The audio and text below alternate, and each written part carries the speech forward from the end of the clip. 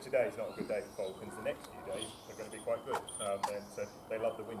So on a windy day, they can just open the wings and get blown around. But it's not very good for flying out. So that's why we're just doing short hops at the moment. We're doing them a little bit earlier in the day when there's not so many people around. Because his dad, Pip, is a retired flying bird from here. But one of the reasons why we had to retire Pip, Duncan, is when he was a baby, on his second day of training, we were flying him off that fence there. Two children came running around the corner, shouting and screaming, and it really frightened him. And from that moment onwards, Pip was terrified of children. So we couldn't fly him when there were kids around, we couldn't use him on children's bird hunting experiences, we couldn't take him to schools or anything like that. And as he got older, he just got more and more nervous of them. So in the end, that's why we retired him. Duncan! Popped him in for breeding. Popped him in. Duncan! So we found him a girlfriend. Named her Pop, because Pip and Pop just kind of went together. As I say, we're really rubbish at naming them. She wouldn't let him anywhere near her.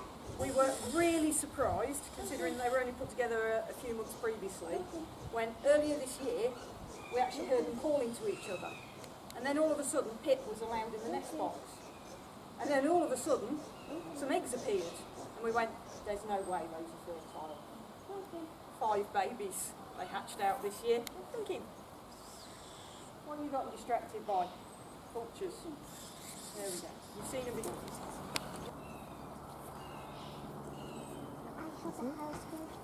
So this one then, he's an American red-tailed hawk, and so his name's Toffee, and so we've only had Toffee just over a year now. So he was flown by somebody else, but unfortunately they died last year.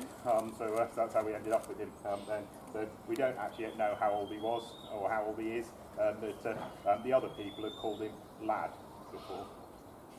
Lad, that seems a silly name, but when he flies sometimes he forgets to let go of the glove, and it's a really technical falconry term, it's called sticky footed if they hold on, so he's really sticky, so we call him Toffee. So that seems quite a sensible name.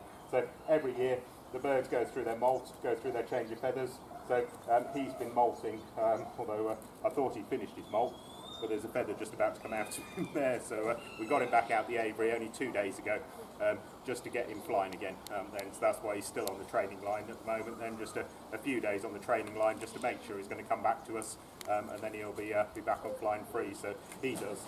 We started last year doing some of the handling sessions, flying to people. So normally when we're flying him to people, we just get him to go onto the ground, and then I can see that feather coming off. We get him to go onto the ground, and then he flies up to people. Then so it's just getting him back in that routine. Then. But they are quite good hunting birds, so apparently he was used for hunting before, but we're not planning on using it for hunting. We just want him to sort of fly yeah, get rid of that feather then. It's annoying a bit, isn't it? Toffee? I can see it. Well, Toffee?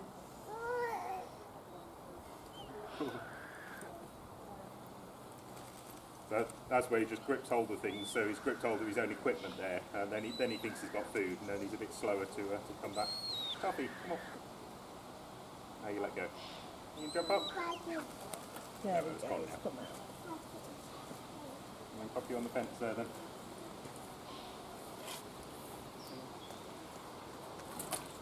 Have we ever had you that close to people before? Yeah, that's where you want to be worried, because if you poos, it goes forward backwards. Toffee!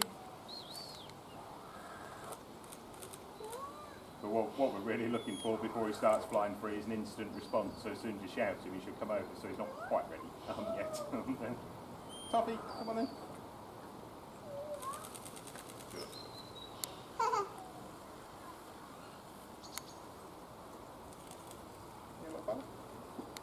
So these are just the American equivalent of our native buzzards, which I just heard one.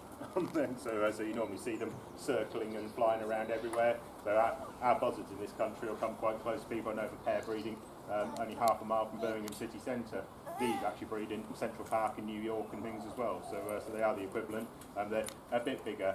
and a bit more powerful, one thing that people do use these for catching quite a bit, and they're quite good at catching, is grey squirrels, because they're native to North America, and same as these, and so they are quite good at catching them. Toffee! Let go of your equipment. Toffee! Toffee! Come on. Toffee! Toffee! Look, you've been quite, I know we've normally done you at the end of the day, so this is a bit earlier than we've done you the last couple of days. So, throwing you out your routine. But when you do handling sessions, you'll be doing them at this time in the morning, so you've got to get back used to flying at this time. Toffee! Come on. Toffee! But this is why he's on the training line at the moment, because if he did fly off and sit in a tree, you could be this long coming out of the tree. Toffee! Toffee! But this is the thing with animals, you can't force them to do things that they don't Mom! Toffee! Come on. Ah, come a bit closer. The problem is that's training me then, isn't it, to come closer. Us, they carry on shouting, and they carry on calling away. So she keeps on shouting still. So these are a type of mammal, captain eagle from South America. So they live in the Andes. Then children don't like it when I say, but the main mammal they catch in the Andes, because they come from there, is guinea pigs. That's what they mostly eat in the wild then. But they will eat rabbits, they will eat birds as well, and they'll eat quite a few reptiles. Snakes and yeah, Blue?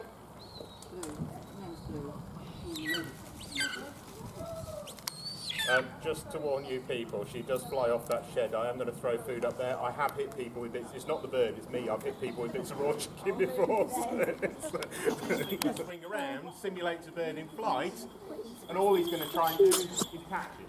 So he knows the quicker he catches this, the quicker he gets his dinner that's tied to it. But I don't want him to catch it straight away, because I want him to do some exercise.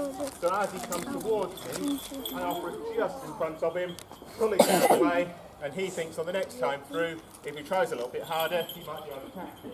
But a pigeon in the wild is not going to fly in a straight line and let itself get caught. A pigeon is going to get out of the way just at the last second, and then the falcon's got to try again to catch it. So that's all we're sort of doing with this. He's offering it just in front of him and getting it out of the way. So the falcon loves the wind. So hopefully the next few days might be quite good for him. Although I say he's meant to be chucking it down, I think tomorrow. But if it's a bit windy, then it'll be perfect for him, because he can use the wind to his advantage. Whereas on a still day, he's got to keep flapping his wings to stay up in the sky. But the windy, really, really windy days, I can see he loves it. But he's not very good for people to watch. But on windy days, he just disappears completely. And he goes off for 5 minutes circling around and flying around, and I can see he's enjoying it on a really windy day. But a still day, he stays quite close by, just going through the motion. So in level flight, a peregrine falcon is about 33 miles an hour, which is the same speed as a pigeon in level flight. But a pigeon has more stamina than a peregrine. Go on, tuck it in the tuck of the wings there. But a pigeon has more stamina, so they can outfly it. So that's why they go up above and then stoop down to catch it. Right then, a few more chase then, Riot. That was like a really big dive.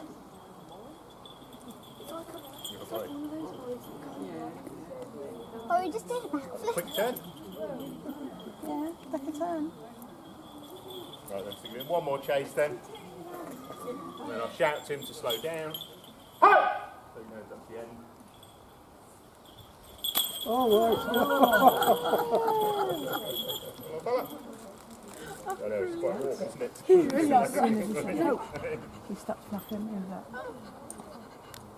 Yeah, Bella. It's in there. Well, on a windy day, say he could be up for twice that amount of time and he wouldn't be panting at the end. So it's just because he's had to work so much harder, and obviously it's a bit warmer as well.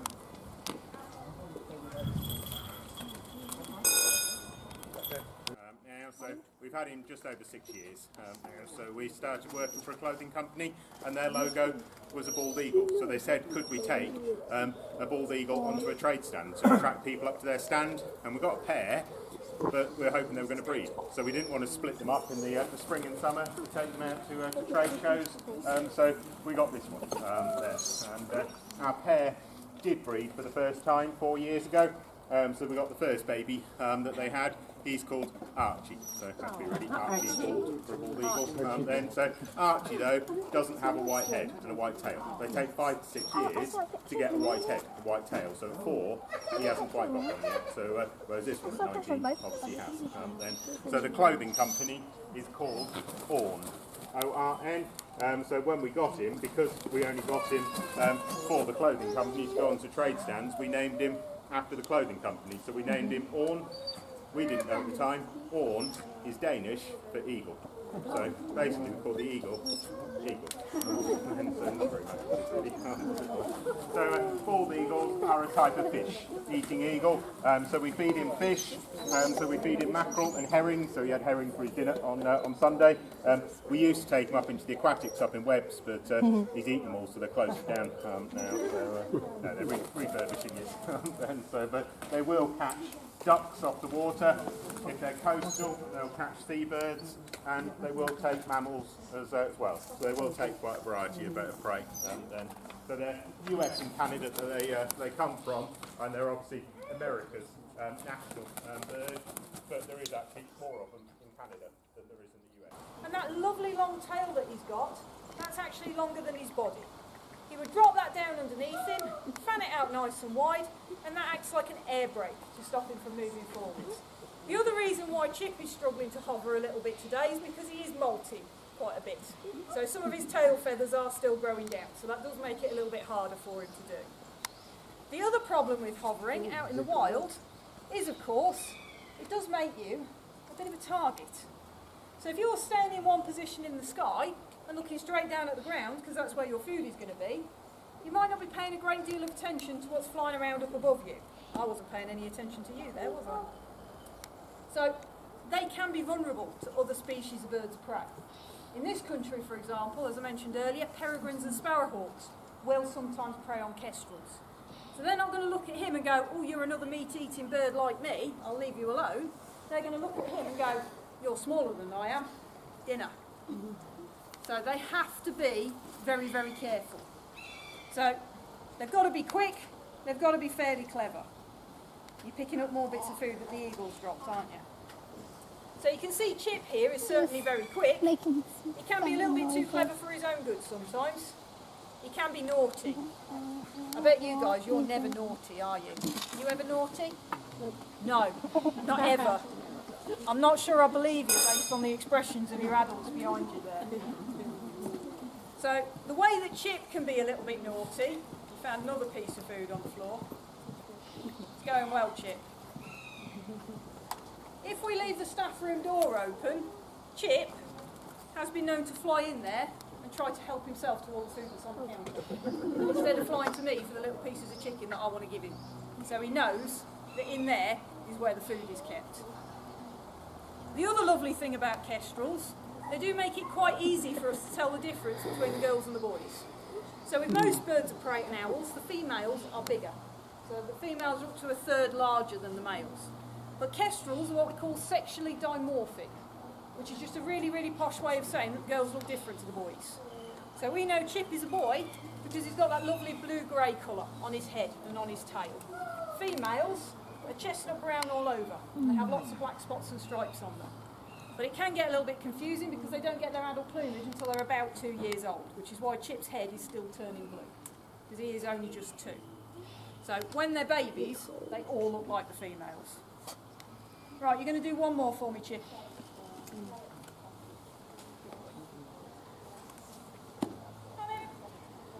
That's good, isn't it?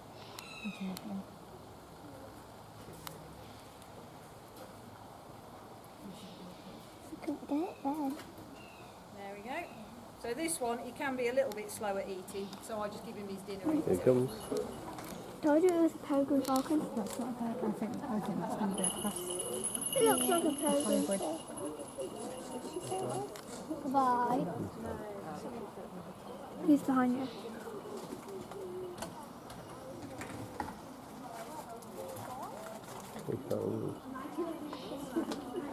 He doesn't really want the lure anyway.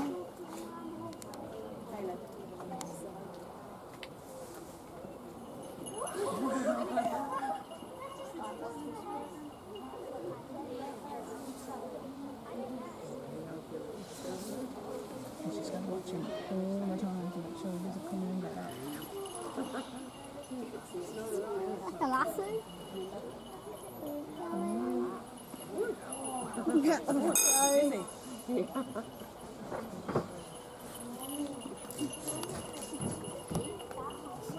I could probably do it like Andy does. Yeah. I couldn't do it like Dad.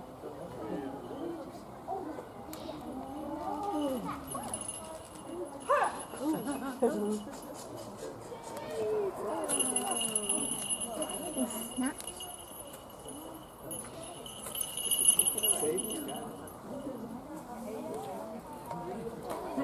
Boy. Right. So I'll let him catch his breath while he eats that little piece of food there. My name's Lola. So Lola is a complicated falcon. She's a peregrine falcon crossed with a merlin. So peregrine falcons are fast, merlins are agile. So she's, or was, fast and agile. So she's not quite as fast as she used to be. Other people I've spoken to, they've never heard of one of these living above 10 years old. We always thought she'd live 12, maybe sort of 14 years if we're lucky. She's 17. So she's a really old girl now. So she's nowhere near as fast as she used to be. Years and years ago, I couldn't actually fly her and talk about her at the same time because she was too fast. Now concentrate on her. She's not quite as fast as she used to be. Shush and listen. Still fairly impressive. Little falcon.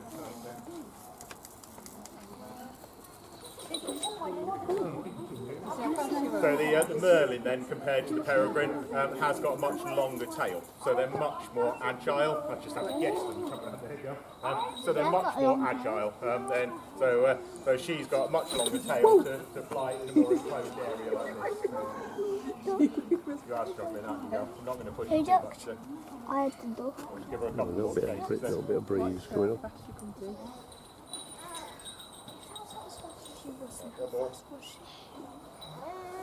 Ho!